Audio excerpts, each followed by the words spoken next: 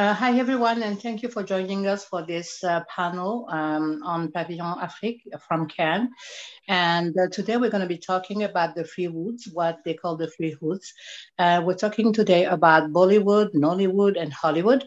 We're having like very talented people today with us. And today we have Hamisha, Daryani, Ahuja, and maybe the names may not be quite recalled to people, but Namaste Wahala should tell you something about that Netflix blockbuster. Also, we have done Omope Wedding Party, and my question is, who haven't seen that movie on Netflix as well? I mean, both of them. And we also have Solomon Onita Jr. for Tazmanian Devil, and Petrina Rosario from Wift India, production company from India. So thank you all for joining us today. And first thing first, I would like to introduce our guest today, our panelists, and starting with Amita, if you don't mind. And thank you for joining. And I will let you, introduce yourself and tell us more about Namaste Wahala, which was like to me a masterpiece. So I'll let you introduce yourself. Thank you. Thank you, Claudia. Thanks for having me on here. So I'm Hamisha Daryani Ahuja. I'm the executive producer and director of Namaste Wahala. It's actually my maiden film with Forever 7, and we premiered on Netflix on Valentine's Day of this year. And it's a really exciting journey to be on. So I'm just very happy to be part of this discussion. Thank you so much. Thank you. Don Omope, would you like to introduce yourself briefly? Yes, hi guys. My name is Don Omope, writer, director, producer, producer of Wedding Party 1 and 2, and a few other films which we've done.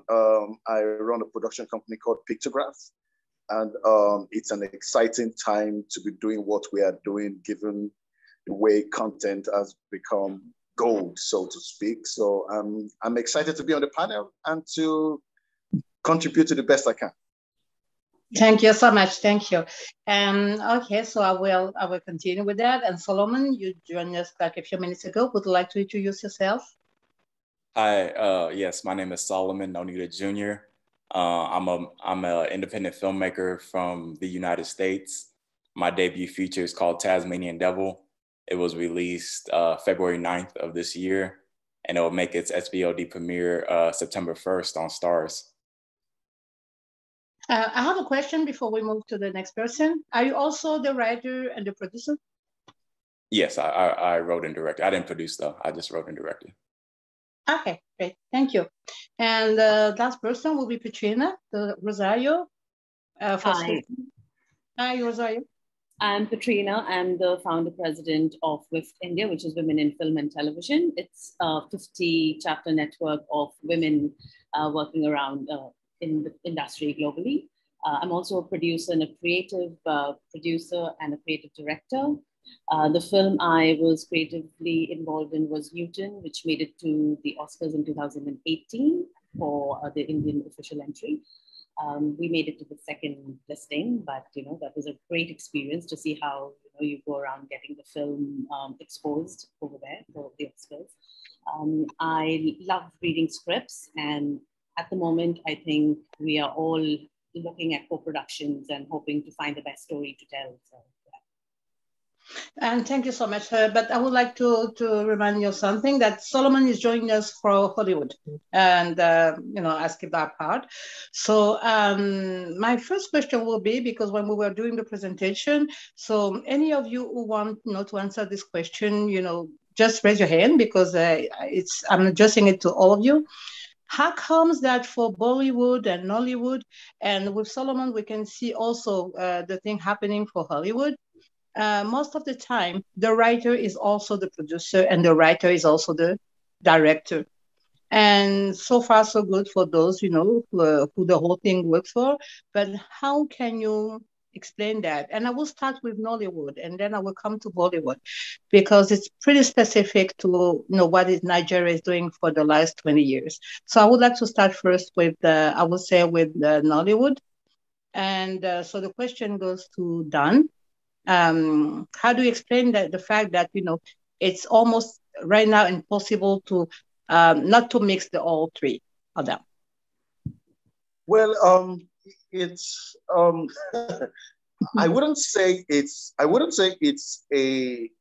a general norm. I mean, we do have projects, so so it tends to depend on which segment of the market you are working in. In fairness, if and Nigeria is divided, Nollywood is divided into different segments. You have the DVD, VCD segment, the Alaba, the Yoruba Traveling Theatre, and rest of you, which and it's not uncommon for filmmaking to be very much grassroots, where the same person that writes it decides to produce it, decides to direct it. It's not uncommon. Because but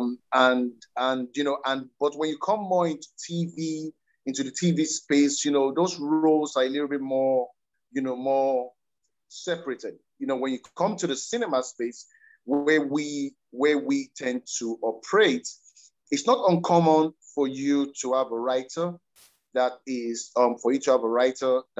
also a director, because you really can't be a good director if you can't write. So it's not uncommon to see writers also being directors. But then, if you look at a lot of the films in the box office in Nigeria, I think the writers are separate from the directors. But below the food chain, as you start to go lower down the food chain, it's just more economics. If you have a very, very little budget to make a movie, it's more common that you would have the writer being the same person as the director. It's less common to see the writer being the producer in that sense. It's not uncommon, but it's less common, simply because if the writer is the producer, it's too attached to the project and would most times clash with the director in terms of their vision. In that sense, so it's less more common for you to see that. But it's not, in situations like that, it tends to be economic. So, you don't have such a big budget, so you want to do everything. And you certainly don't want, I wouldn't want to be on a project where the writer is also the producer, because then, the producer is supposed to think ahead of the project, and the writer is supposed to be on, in the middle of the project. So how do you do both? So yeah, so it can be very, very stressful. But yeah, that's exactly where I wanted, to take you about, talking about the economic perspective of a project. That's why I was saying that most of the time, I would say that from what I come across in Nigeria, the director most of the time is somehow the producer or the co-producer, because that's what we are facing in Africa. Yes. And thank you so much for bringing this clarification about how it works and how it can work or not, because my question will go directly to Hamisha, because I'm quite surprised, because Hamisha, from what I've read, is a first-time director, and she did this incredible thing, doing Namaste Walala. I think we all also saw that movie. Sorry, and my question to her is that, how did it work for her? How comes that a first-time director, knowing that everyone is kind of struggling to make a movie and particularly be distributed by Netflix, how does it work for her, and how did she put it together? How does it work on her side? Thanks for that, Claudia. So actually, from day one, I had this vision in my head to make this project. Nigerians love Bollywood, have grown up on a Bollywood diet. And that is the reason I'm like, how is it that no one's combined the two? So when I had this in my head, I said, you know what, I knew I was going to produce this. I had no idea I was going to direct it until maybe 2 months before. So that was something that came about, and I don't regret it. And you also play in it, which was great, by the way. Oh, thank you. Yes, so that one, this was my passion project. It was my first, it was something that I wanted to learn. And I believe you learn the most on the job. But I don't regret that decision. And to answer your question about directing and producing, I think it was a great learning curve. I don't know if I'll do it for every project henceforth, but for this one, as a producer, you're thinking about budgets, you're thinking about locations, you're thinking about the big picture. But then as a director, I was so married to this project that I really am happy that I had the creative control over it. Because, I wanted to have the 90s style dancing around trees, and like that's why you had like the beach scene. Now, if I had another director, we may not have been aligned in that, because it was such a novel project. Now for future, as in how we've done this, it would be easier to delegate and be like, what, this is something we're looking at. But because it was a learning curve, as well as the fact that Don also mentioned economics does play a part of it, because you could have a director say, I want 10 jet skis in the background, but we don't have that, but we still need to make it look beautiful. So how do we put both hats on to make sure we use this budget that we have, but still have that big end result? So I'm really happy I was able to play both roles. For future, I think I would play around and maybe get other people in other roles, because now I know what it entails. And honestly, that was really a great job. But now, from another perspective, I would like to to let Solomon tell us a little bit more about his independent work in Hollywood, which is, I think, the hardest path, I guess. I mean, right now, how did you make it, Solomon? How did you manage to do that Tazmanian Devil movie, being an independent in Hollywood? Yes. So Tazmanian Devil was an independent film that I wrote and directed. I guess for me, it started by finding producers first, and then that's how we kind of got the ball rolling. So our main producer was Trisha Woodgett. She works out of Dallas mainly. And so when she came on board, we were able to find investors. We had the rapper Birdman come in to invest in the film. Benny Boom, who directed All Eyes on Me, which was the Tupac movie. He came in to help produce. And so it was kind of like a grassroots effort. I was just a kid coming out of college, and I wrote a script, and people found value in it. And so that's how I was able to move down that trajectory. As far as like writer directors who also produce, I agree with everyone else who spoke that it's mainly a budget thing. Like, if you have to wear all the hats, then you will. Like, it's just kind of do whatever needs to be done type mentality. In my case, I just stuck to writing, directing, and I had people who are more experienced in producing help me to produce the film. And my question to you, Solomon, would you say that, being an independent filmmaker in Hollywood is sometimes about connection? Because right now you're talking to us about, how people come on your project, but I don't think you just like open your door and then those people were right there. So maybe you have the project and you have, a slight vision, a perfect vision of what you wanted to do, and who were the people that you have identified to help you with that project, because the mainly, I think there's a connection which has to be good. How did those persons come on the project?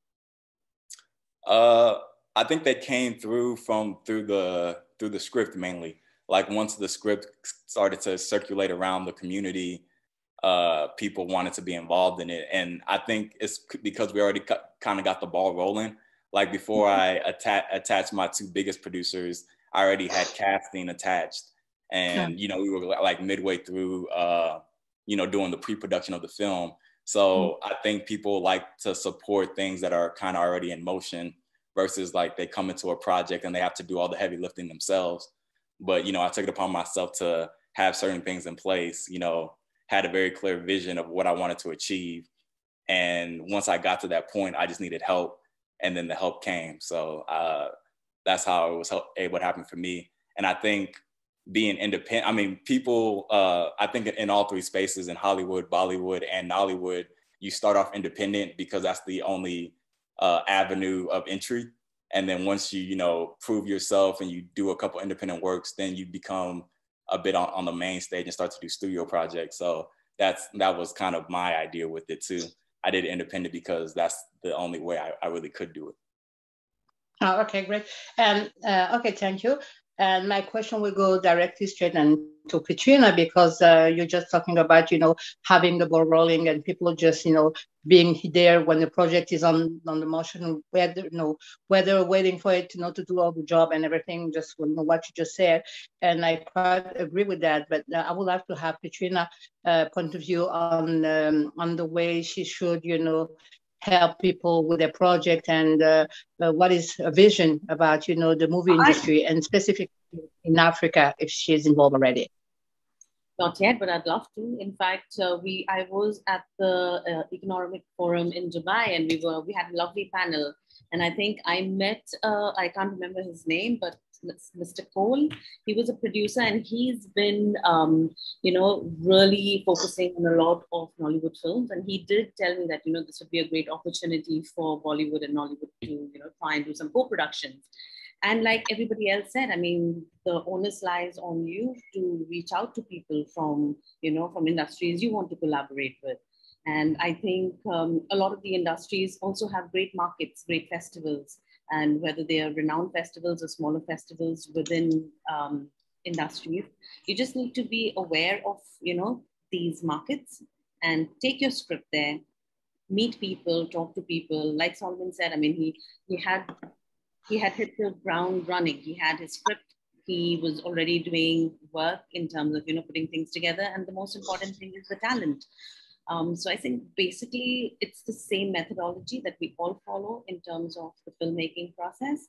So when it comes to writers and directors, that is something that's been growing a lot of late. But in Bollywood, the trend was always there. I mean, even with mega films, we know that the directors at first, you know, written their scripts. It was their story. It was them. Then they perhaps got seasoned screenplay writers and dialogue writers on board to flesh it out and make it more into a film.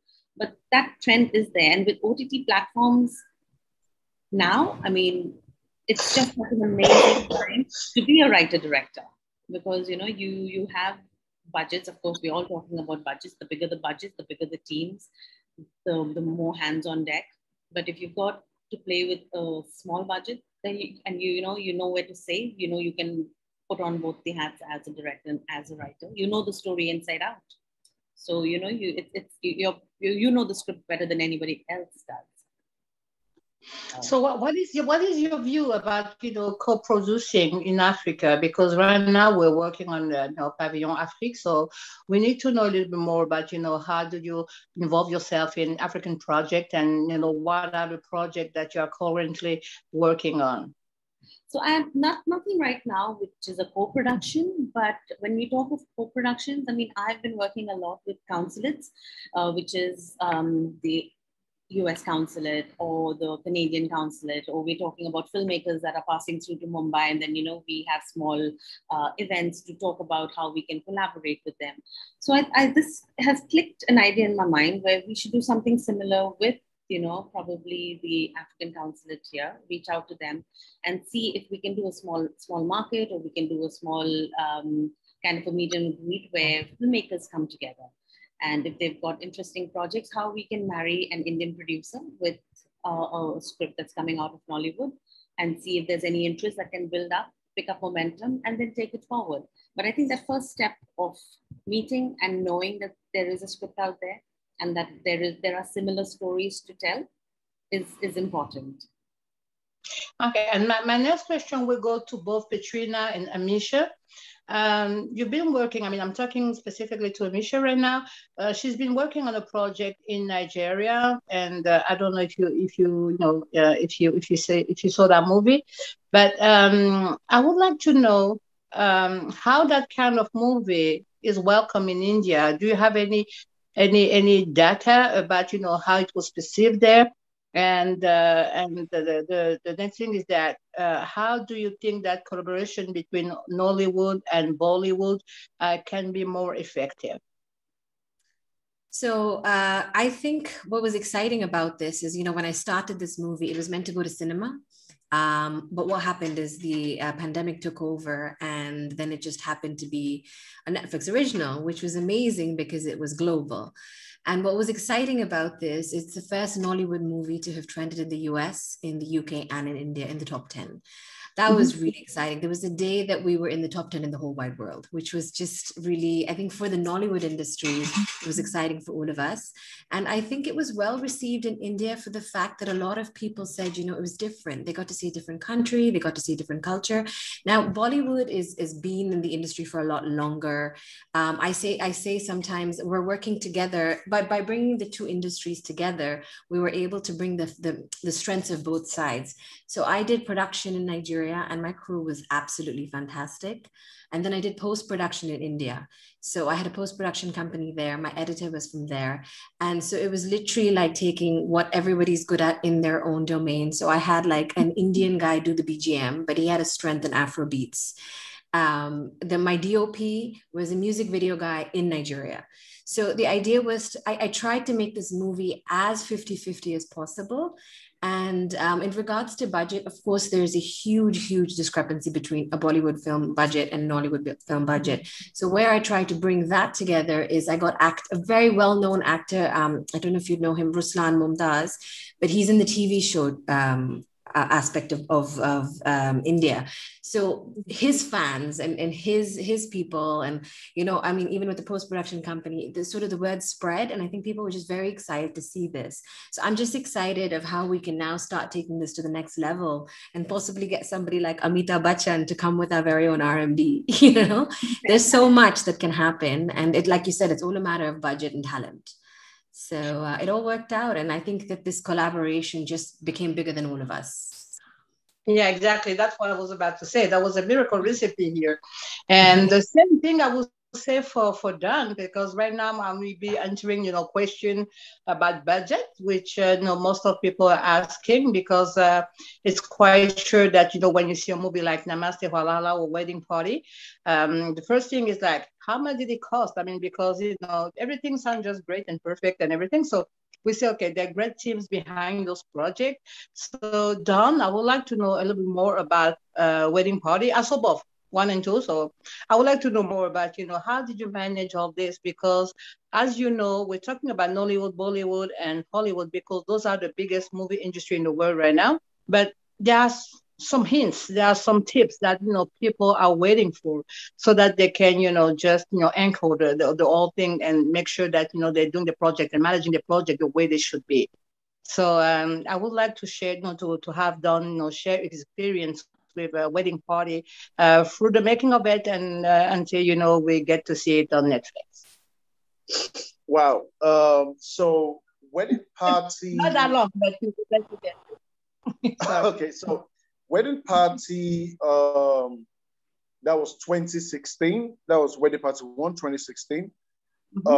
Wedding Party was,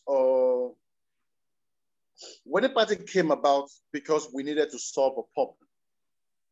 So it wasn't just, oh, I have a great film idea, let's go make it. No. Wedding Party was, I had just taken over as head of Film One production then. I was just head-hunted from the UK to Nigeria to come and set up the production arm of Film One then, with a remit of creating films that would drive people to the cinema. Because in 2014, 2015, in 2013, 2012, 13, 14, the cinema culture in Nigeria, the cinema going culture in Nigeria wasn't great enough to attract investment. And when investors came in and started building cinemas, the chain of cinemas called Film House, they needed the content to follow the cinemas that were being built around the country. So when I was asked to come in, the key thing for us was that we need to make films that will direct a lot of audience to come to the cinema. And these films need to be able to travel. So it cannot just be the pop, the pop films that people just watch, laugh, and go.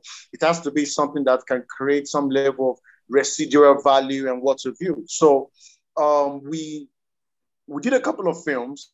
We already done the first film, which was Chasing Hanifa. It's an Hausa language film, which was looking at the northern markets in Nigeria, the Hausa-speaking markets in Nigeria. Then we did a very popular film called Taxi Driver Oko Ashewo, which was looking at the western Yoruba part of Nigeria, but was hugely successful. So we made a film that did well in the north. We made a Yoruba language film that was specific to the western part of Nigeria, but it did well all over the country. So we were testing, we were trying to test the markets. Yeah, we're going to build the audience. And then after the success of Taxi Driver Oko Ashewo, and I was with the board, then the board were like, right now we need a big film that will make a lot of money, because yes, we can see that we're growing the audience and we're bringing people to the cinema, but we need something big, which needed to be an event cinema, like an event movie, what we call a blockbuster movie. But in order to make a blockbuster movie in 2015 in Nigeria, not one single company was in a position to take that risk, because it was going to be a lot of investment. So we decided to find partners, and that's when we partnered with Ebony Life Films, run by the magnificent Moabudu, and we partnered with and Ebony Life Films is a TV station, and they just made a successful movie called 50, which came after Half of Yellow Sun by the same director, B. Bamdele. So there was a lot of buzz on 50 when 50 came out. So we brought other partners like Koga Studios and some investment guys. So 3 big companies, 3 individual companies making their own films, making their own content. So we now pulled resources together, equipment, on the ARRI cameras, investment through the investment guys, marketing and TV through Ebony Life, and then the cinema chain through Film House to now create this film. And the remit was, we wanted something that was big enough, loud enough, that would attract people to the cinema on a level that no other film had done prior to that. And then we were like, there's nothing bigger than weddings in Nigerian culture, just like the Indian culture, just like the Greek culture. And I'd always been a big fan of My Big Fat Greek Wedding. It's been one of my really favorite films and productions. So, the idea was, how do we create My Big Fat Nigerian Wedding, so to speak, in a way that would encompass a lot of these things. And the success of Wedding Party was as a result of those key partners. Without those key partners that came in, then we wouldn't have been able to drive that movie at the level at which we drove it across the continent. And the timing also worked for us, because like most things, it's not just enough to have a good idea. You must catch that curve where the audience wanted something fresh, wanted something big, wanted something that your dad could take his mom to see, something that the kids could go and see, something like boyfriends could take their girlfriends to go and see. So, so we really cut across a very broad spectrum of demographics that we could satisfy. And one of the interesting things about the Wedding Party is very few people saw it once. People saw it 5 times, people saw it 10 times, in short, it was that crazy. It was that very, very big. As at 2016, I think, I don't know what the dollar exchange rate was then, I don't really know. So it's difficult to quantify budgets now, given the differences in exchange rate right now. But we certainly spent, I think, maybe close to $1 million. I don't know. It just depends on the exchange rate. If we could do some exchange rate calculation, then we'll be able to get the good figures. But yes, so it's a thing. But one of the interesting things about the Wedding Party is it was a true partnership. It was the first of its kind for partners to really come together to create something big. And one of the great things of that partnership was that a lot of things came in value. The amount of money spent on marketing alone could not be quantified, because a lot of these things came from came from a lot of networks. So so we can't judge wedding party just on the cash value spent. But if you look at all the other non-cash value that came in, especially in marketing, especially in equipment, especially in networks, especially in the premier, Dubai government came on board. You know, they came on board. They said they wanted us to come and shoot Wedding Party 2 in Dubai. So Wedding Party 2 moved from Nigeria and now to Dubai. So the film became like a massive tourism magnet.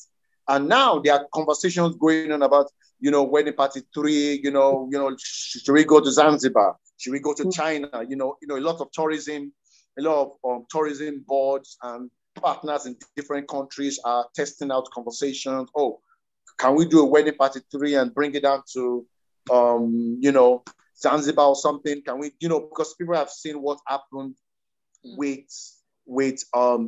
Dubai on Wedding Party 2. So Wedding Party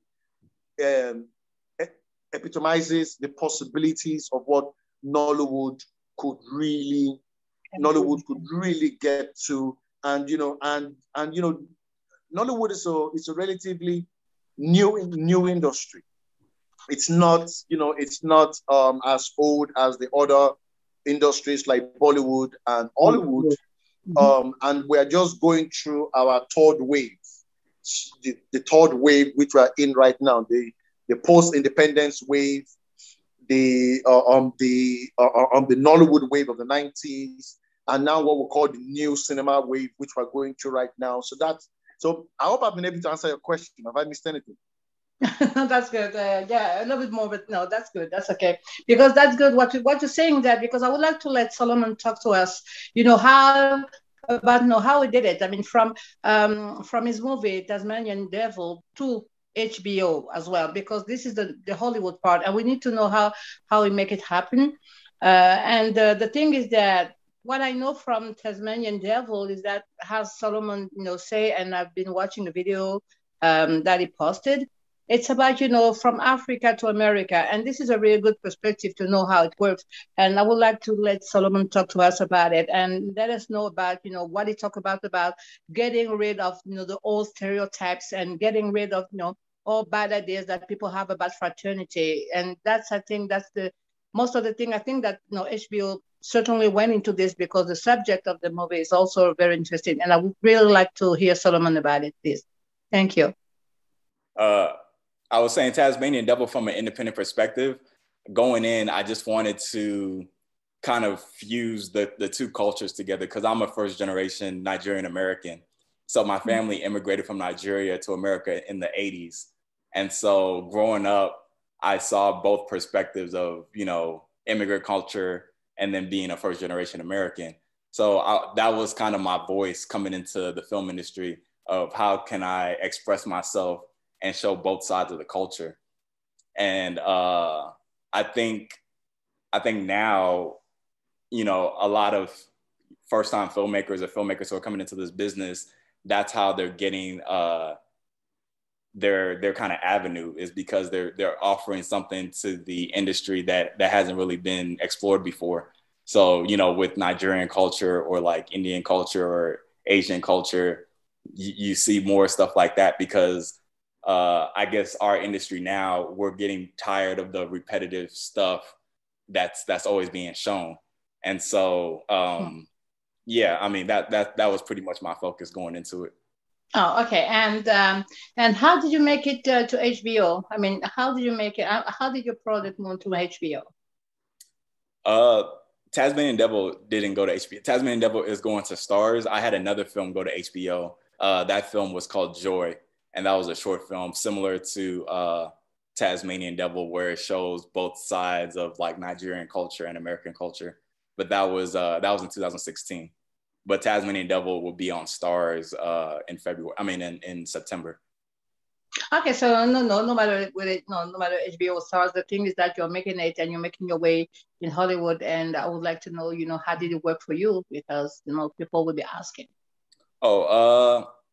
That's just the business side of it. Like we have a distribution agent, and like once we finish the film, they shop it to, you know, different networks, and we pretty much took the best offer that had the shortest term, so we can possibly sell it again after this term.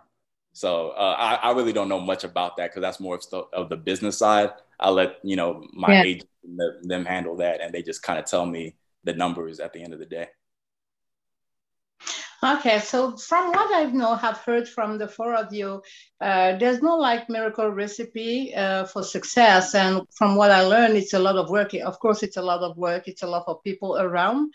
And the reason I'm telling you this is because I'm from Central Africa. I'm a filmmaker from Central Africa, so we make French movies. And the thing is that this is another thing that I wanted to raise here. I'm not quite sure that, you know, the French and the English industry work the same way. And, you know, we are talking about Hollywood, Bollywood, and Nollywood. And in 2010, people were talking about the Hollywood, talking about, you know, movies from Central Africa. But we don't have the same, you know, the same perspective. We don't have the same people around. We don't have the same investor type. And the funny part about it is that people give a lot of, you know, trust to Nollywood, Bollywood, and of course Hollywood. But when it comes to movies from Central Africa, we don't see anyone, you know, acting the way they should act, so that you can, you know, encourage young filmmakers there. So what will be, to any of you, the question is for all four of you, what do you think is missing in Central Africa to become like a Hollywood? This is a hard question, because maybe you have no grasp on, you know, what, you know, movies from Central Africa are. But basically, what do you think what is the recipe, not only for a good movie, but for a good production, for a good project? Okay. I think sorry, Solomon wanted to say something. Solomon? Yeah. I think within any industry, the success of it depends on the collaboration of the people. And you can see that within, you know, Hollywood, Bollywood, and Nollywood. Like, once people come together and form the ideas of them wanting to achieve something on a broad scale, that collaboration energy will produce results. So I'm not that knowledgeable on Central Africa's film industry, but I just believe, like, if the collaboration is there and if they have focus, you know, they can turn whatever they do into, you know, one of these bigger industries. That's just my perspective. I just wanted to say that while we have Bollywood, and it's the Hindi film speaking language films, but we also have the Indian film industry, which is, you know, we've got Tamil films, we've got Malayalam films from South, we've got Telugu films, we've got Kannada films, like, it's different regional films. And these film industries are equally bigger. In fact, some of the storytelling is so amazing. And thanks to, I think, the OTT platform and this entire COVID, you know, because we've all been stuck to just seeing the next film and the next film. And we've been watching, it's not just sticking to the Hindi films, but we've been watching the different Indian language films, which is Malayalam and Telugu. And I think one way to get noticed is, I think it's just such an amazing time to have everybody's attention on OTT platforms looking for the next film. So if the content piques interest within the audience, I think it just circulates. In fact, off late, I think this whole last few months, everybody on WhatsApp, and, you know, we've been discussing which film have you watched, and we've been sharing content like, watch this film because it's really good, or watch this Korean film and watch this. So I think, you know, that's one great way to get noticed. And then, you know, once the content becomes it's viewed and it's liked, I think they come back for more. You watch your first different language film, you love it, and you're like, what's the next one coming out of this region, because I want to see it. Mm-hmm. So my question to Don will be, Don, what is it when collaboration is not enough? What is it that, you know, when you go for just what Solomon just said and what just, you know, Petrina just said about love subject, whether it's in English or French, what is it when it's not only about collaboration, because it's also about, you know, having the good idea? And I'm coming again with the old, you know, relationships and contact things, because you only know good directors when you go to the right places, I think, not only by connecting yourself to LinkedIn, because it's also something about determination and, you know, willingness, and the fact that people want to succeed, no matter what. And how do you influence young people? How do you influence, all four of you, how do you influence young people in making those kind of projects? I mean, Hamisha is a first-time director, and I'm so surprised, and I think that somehow she's blessed, because I saw the movie and that was just, almost perfect. So what is it that, people should do, and how should they interact with, those who are not able to, pull themselves to the, to the old Hollywood, Nollywood, Bollywood thing, because most of the time they don't have access. How do you let those people access these words? Thank you very much. So to answer your original questions about the people in Chad or Central Africa, how they can develop a similar product like Hollywood, Nollywood, Bollywood. It's one of those things which I've always had conversations with people at festivals or with my students when I get to teach, and we talk about these key things. And there are 5 things I feel like if those 5 things are done, you have a better chance of developing a Nollywood type interest in filmmaking. The first one I would say is popular culture. Popular culture comes in key story choice. You need stories that people can relate to. And popular culture becomes very important. There's nowhere in the world or Africa you go through that people don't talk, people don't gossip, people don't gist, people don't have things that amuse them, things that scare them, things they aspire to, things that they inspire them. And I think as filmmakers, we need to tap into things like that. It is very easy for us as filmmakers to say, oh, I have a story in my head and I want to tell that story. Well, unless you're telling that story for yourself, which, and this is me speaking as a producer now, because all the movies I did in Nigeria, right from 2015, that period right up to Wedding Party, we did everything as a co-production. And as a co-production between the director and the corporate organization, which was Film One. We had the money. It was easy for us to say we will fund the movie 100% and get all the accolades and take every single thing. But the key thing which we identified there was that if you allow the directors, the guys that come with story, to have a sense of ownership in that process, you would create much more compelling, much more interesting stories that will really drive those possibilities. So popular culture becomes something that is very, very important. You could choose whatever story you want to tell, but you need to tell it through popular culture so that people can relate, so that people can engage, so that people can talk about the work. The other thing I also want to talk about is audience development. Audience development is very, very, very, very key. It is easy for people to say, oh, Nigeria has over 200 million people. Bollywood has over 1 billion people. Hollywood has over 350,000 million people and whatnot. But then, if you look at the figures for a film like Wedding Party 1, Wedding Party 1 broke all financial records. Financial records compete. Like in the charts, if Wedding Party was number 1 and made 500 million naira,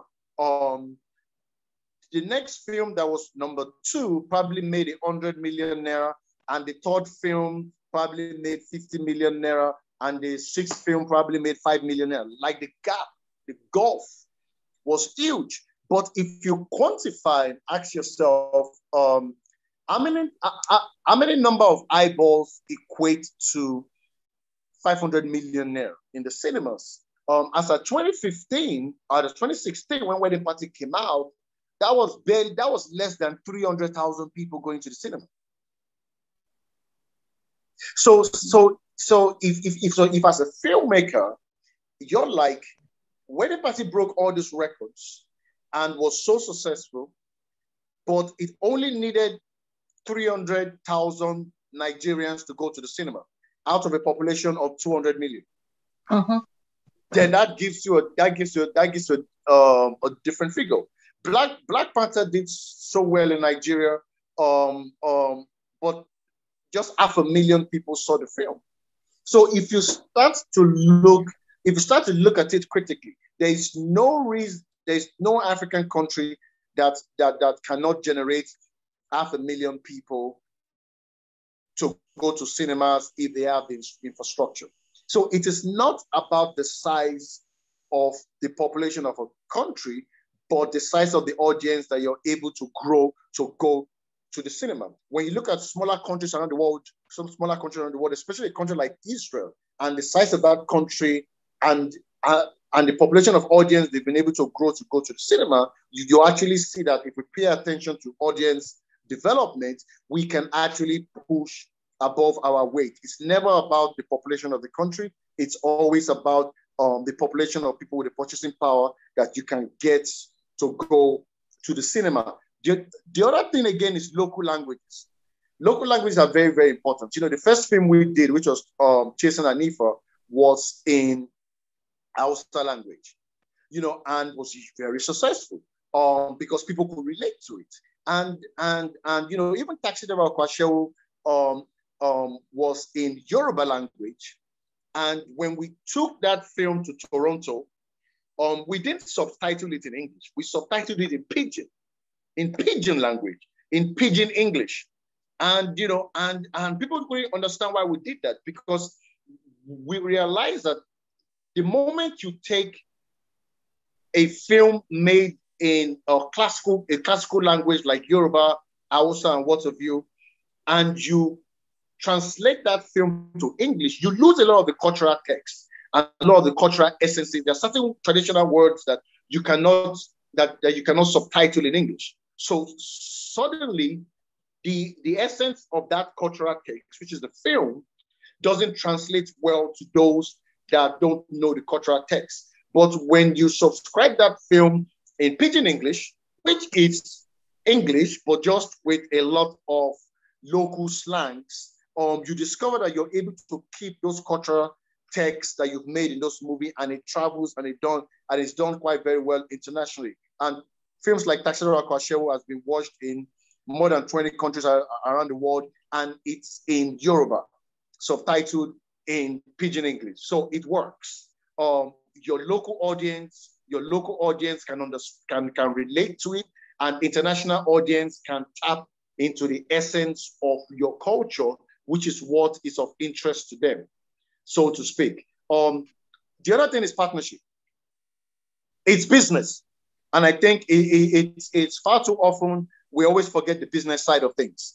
It's business, you know, and as filmmakers, we have to put the business first before the film, not the film first before the business. Because if you put the business before the film, you will still make a good film, but that good film would reach its audience. Because the business, all your business decision pushes towards the audience where you make your money from. So if we start to look at films from a non-purist perspective, then you will start to see how the audience can actually relate to it. And the last thing is consistency. You're not going to make it by making one film. You have to figure out a way to continually make films, because the more you make films, the more you grow the taste for your products. And Solomon, how do you relate to what Don just said about culture? Because from what I've learned and from what I've read, you were talking about stereotypes for Tazmanian Devil. So how do you relate to the fact that they said that you have to keep your culture going, where you are talking about getting rid of certain stereotypes? How do you relate to what you just said? I agree with everything Don said.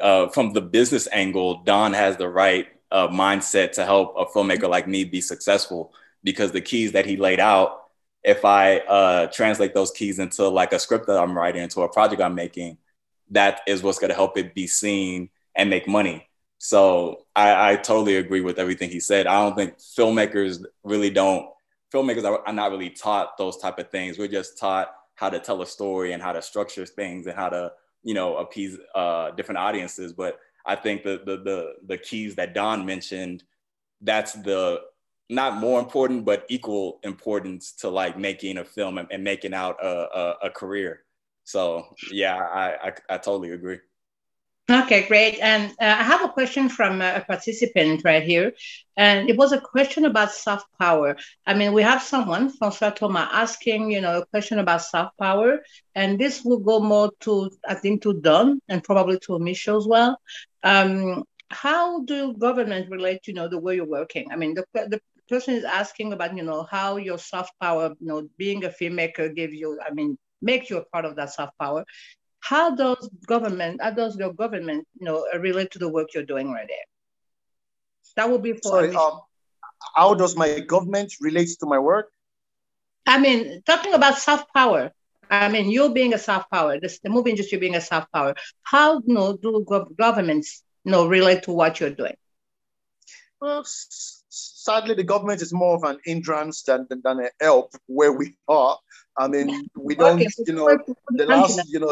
the last person you want as a business person in Nigeria to be part of your business is the government.